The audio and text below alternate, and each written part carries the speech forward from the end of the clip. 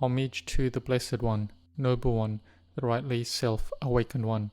Homage to the Blessed One, Noble One, the rightly self-awakened One. Homage to the Blessed One, Noble One, the rightly self-awakened One. Welcome to all the monks and novices, and blessings to all the laity.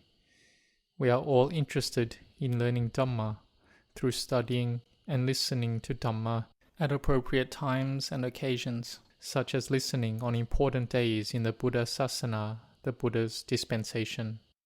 Being diligent to study and listen to Dhamma together, we will gain what is beneficial in those Dhamma principles and apply it in our lives to correct and improve it.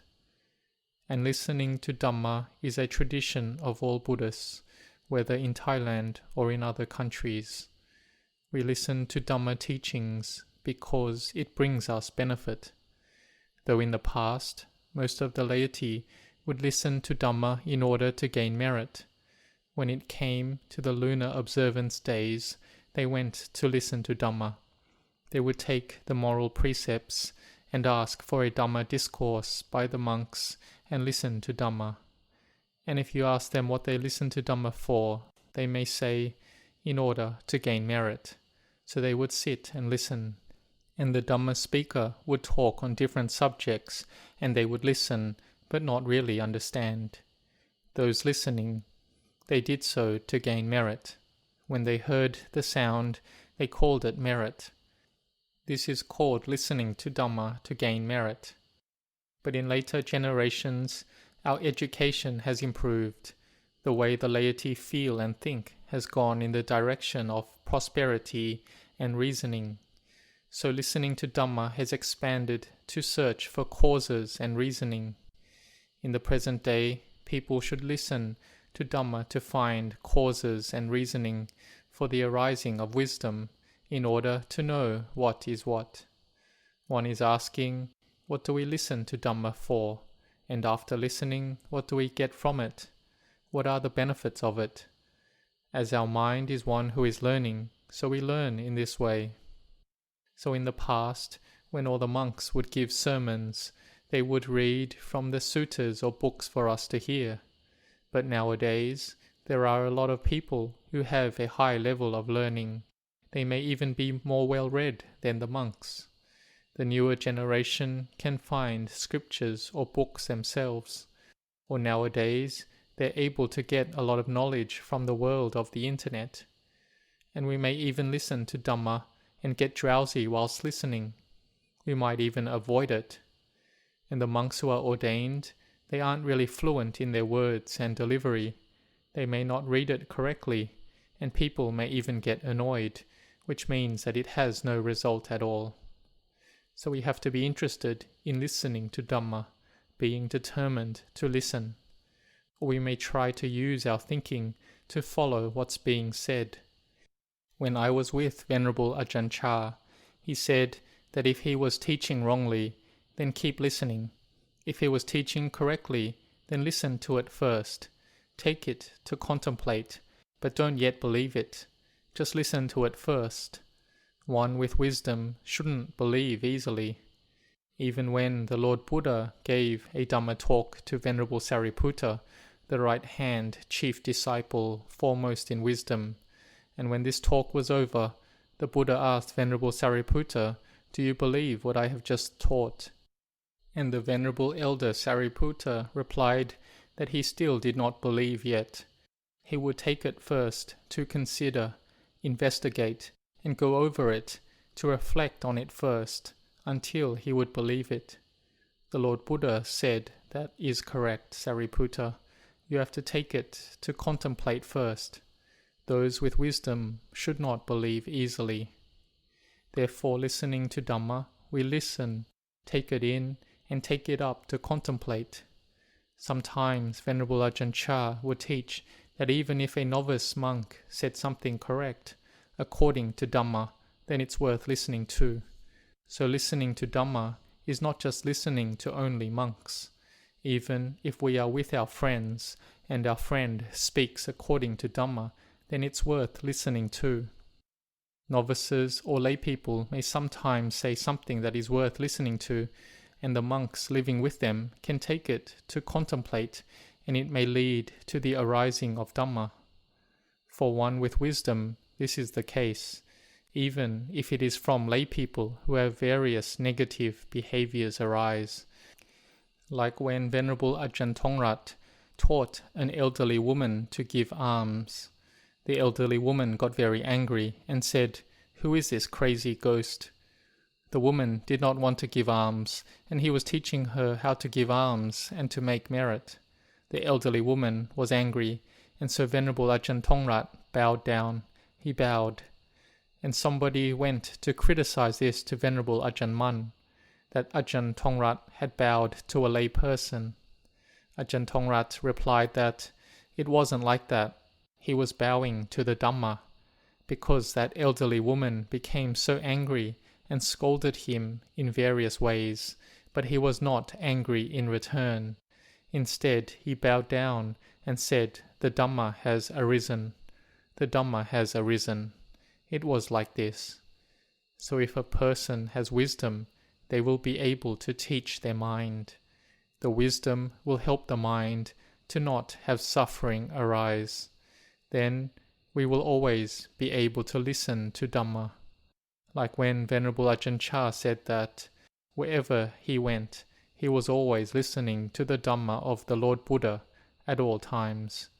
Even when he went abroad, going to England, he said that he had wisdom all the time. The Lord Buddha was preaching to him all the time. This is one example. So Dhamma is important. When a person has Dhamma, then their suffering will be lessened.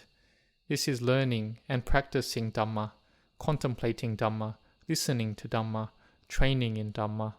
Or even the one giving the Dhamma talk may have joy arise, have samadhi arise, or even understand deeply into what they are teaching, and they may know the Dhamma, see the Dhamma, or attain to Dhamma. This has happened before. So listening to Dhamma, learning Dhamma, and discussing Dhamma has a great many benefits. It leads to the mind to be bright and cheerful. It can relieve doubts. Any Dhamma that one does not understand, one can understand it more deeply. The mind becomes brighter because they have wisdom. And this wisdom, we can build it in the world and in the Dhamma. In regards to the world, if we have problems in our daily life, and if we are to find a solution from the problem with intelligence, we have to be diligent and try to gain as much information as possible. And then we analyze the obtained data and see the good aspects and which aspects lead to loss, and then we'll be able to come and solve problems in our daily life. We contemplate it well and in detail, and with all encompassing knowledge. We evaluate the advantages and disadvantages, and then we can take action and solve that problem. We will be able to accomplish it with wisdom. So a person will overcome their suffering with diligence and effort, that is, with our own wisdom. We have to be diligent and act on it. But at times it may be excessive effort. It might be too much pressure on ourselves, like we have a strong desire for peace. Especially for Westerners who come to practice Dhamma, they have a strong desire for peace, because they have sacrificed everything already, left their house, left their possessions, left their family, their father and mother, and have gone in search. They are resolutely determined, but though they are doing it with resolution and sincerity, there are defilements that drive them. So this can cause inner disorder, because they want to get it quickly and to know it quickly. And this is quite scary too, for those who have a courageous faith but have little wisdom.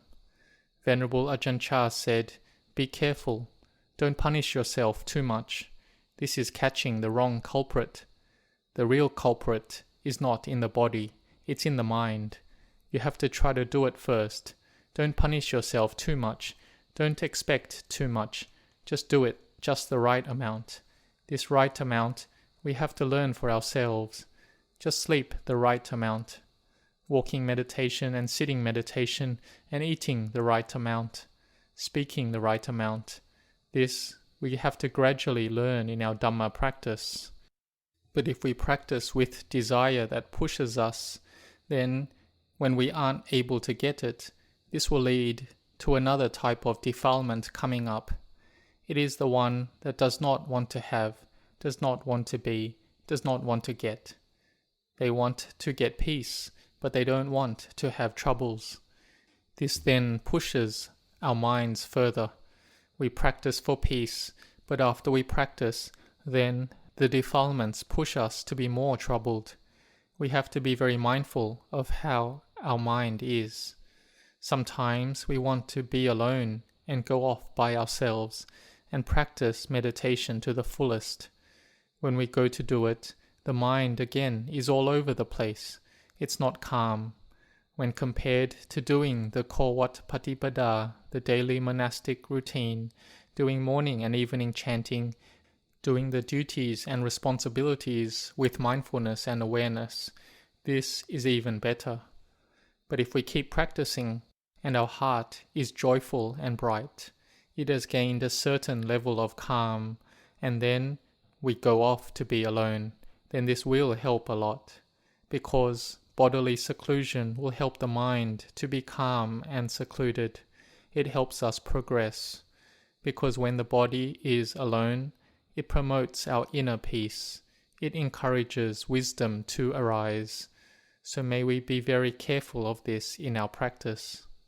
And as we already know, that sila, morality, is the cause for us to develop in samadhi, firm concentration. Samadhi is the cause for us to develop wisdom. So we contemplate the topic of sila. From time to time, we will contemplate into the precepts. For example, a monk has 227 precepts. What if we go through each precept and see if we are pure in it? We contemplate them one by one and see if we are pure in them or not. This is too much. Venerable Ajahn Chah said, it is with one thing, our jetana, intention. If our intention is good, then our sila is all correct, because intention is sila. It is refraining, the determination not to do, not to break the precepts. Even lay people are the same, if they have the intention not to kill any living beings. And even though her husband was a hunter who earned a living by catching animals, killed animals, taking their life using different weapons, and this wife was the one who prepared the weapons, food, spears, traps for her husband, because her husband had ordered her to. There is an example in the suttas where there is a daughter of this rich man who had attained to Sotapanna, stream entry, since childhood, but as a young woman she eloped from home to go live with her husband, who was a hunter, and she was ordered by the husband to prepare the bow, arrows, prepare the spear, knife, and prepare traps in order to earn a living. The wife had to do it, but that wife had no intention. But this caused a lot of criticism. The Lord Buddha had said that she was a Sotapanna, but why did she have to do such a thing? The monks told about this matter to the Buddha, and the Buddha said, Bhikkhus, a Sotapanna won't kill any living beings. But this daughter of the rich man did so because she thought she was carrying out her duties, following the words of her husband. But this woman's mind did not have the thought that wanted her husband to commit the killing of living beings. The Buddha compared this by using a metaphor that, in a hand without a wound, poison would cause no harm, or it could not be absorbed into the hand of the holder of the poison. There is no evil result for those who have not committed any evil, as there is no unwholesome intention. This one is worth thinking about and considering. Let us determine our intentions to practice Dhamma and cultivate the mind. This is called sila, and this sila is the cause that will lead to samadhi and wisdom to arise. So listening to Dhamma will naturally generate mindfulness and wisdom. And this is even if sometimes we may listen to a Dhamma speaker who teaches in a way we don't agree with. I have been this way before. I listened to Dhamma from different senior monks, but I wasn't that impressed. It didn't really resonate with me. This is because I had listened to the teachings of Venerable Ajahn Chah and it entered so deeply. I had once asked Ajahn Chah, some teachers give Dhamma talks on a very high level Dhamma, like letting go, but I don't believe that they can let go yet. Venerable Ajahn Chah said, "Oh, it's normal like that. Sometimes they are talking in terms of their knowledge, but they aren't yet talking from what they have actually practiced." I was still like a young child then, and I felt very satisfied at this answer. But later on, when I got older, I had more wisdom that, if there are Dhamma talks given all through the night, and Ajahn Chah, whom I respected the most, if he had no strength to speak all through the night, then where will the work of the Buddha Sasana be able to get to? Those senior monks, they took the Dhamma they had practiced and found to tell us and teach us. Whether he knows or doesn't know, if the listeners contemplate it well, then they will naturally gain mindfulness and wisdom. They will have understanding arise all the same, and they will have more inspiration arise. Like when I listened to a senior monk's talk about Tudong, staying in the cremation ground, then I got the inspiration to go stay at the cremation ground as well, following what this monk talked about. Because that monk had entered the cremation ground before, he had trained like this before. So this is one example. So we can gain mindfulness and gain wisdom if when we listen with inner peace. As we listen, we establish awareness with our breath and practice along with the talk. When our minds gain calm, we will have a deep understanding arise, even if that Dhamma is Dhamma that comes out from the mouth of a person who hasn't reached that truth, but our hearts can have better samadhi and wisdom, and we may even come to know and see the Dhamma. So we do this by studying deeply into this world and into Dhamma. When we have information and various knowledge, we will be able to solve our problems in our daily life well, with understanding and being established in Sila Dhamma. May all the goodness arise with the laity and with all the monks and novices. May you all grow in blessings.